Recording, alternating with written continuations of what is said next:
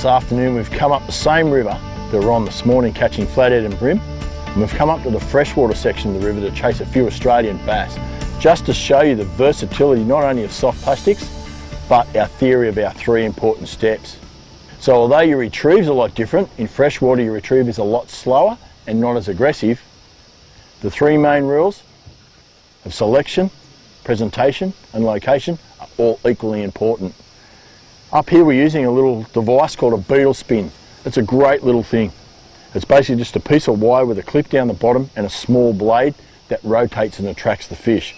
That clip allows us to change the jig head to whatever size we want to suit the plastic and the conditions and the depth that we're fishing. You can get these in various sizes, perfect for bass, yellow belly, redfin, larger ones for cod. I've actually used them on flathead in weedy areas right up in the salt.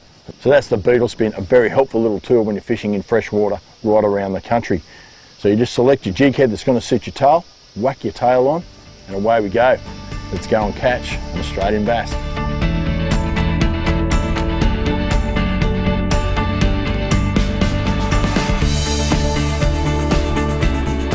Okay, when we talk about location, when we're talking bass, this is absolutely ideal. You might be able to hear the cicadas in the background. A beautiful shaded bank. We're looking for shade, we're looking for structure. You can see these long reeds, which indicates that the swamp's draining out into the main river. You've got a little drain that goes right up underneath. You've got plenty of timber underneath the water. Absolutely ideal for bass.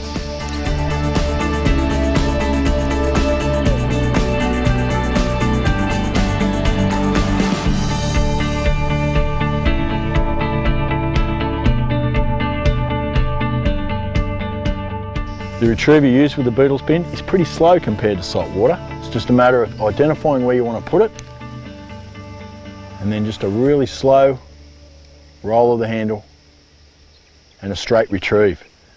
Make sure you leave your rod tip on an angle. Don't point your rod tip directly at the beetle spin. That way when the fish grabs your beetle spin, your rod can bend around and load up and you can strike. If you're pointing straight at the fish, it's going to be a direct connection to the reel and there's no softening load up and you can pull the hook straight out. So it's just a slow roll and put a little bit of an angle to your rod tip, to your line going through into the water.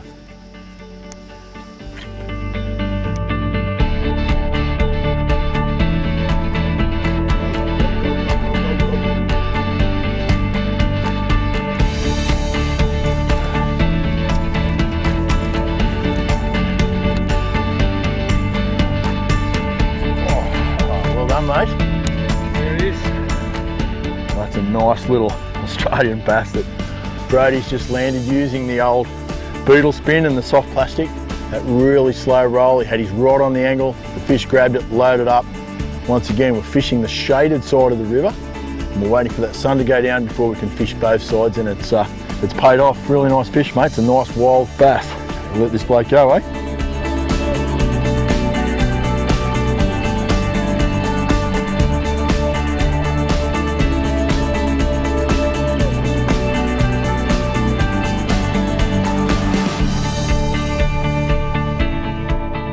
It just goes to show you just how easy soft plastics fishing can be.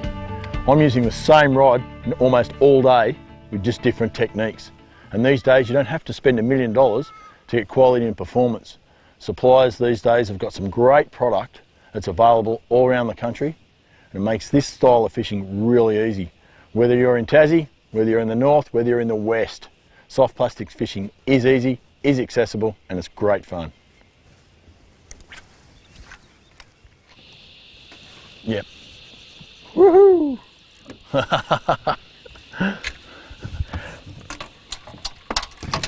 Yeah.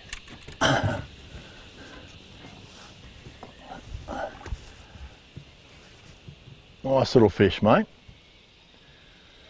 Thank you. Oh, There it is. yes, well done. Well, there's another fit little Aussie bass caught on a beetle spin and a soft plastic.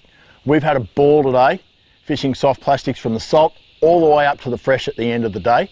We hope that we've made soft plastics fishing a lot easier for you. So thanks from the team at Tackle World, and see you later.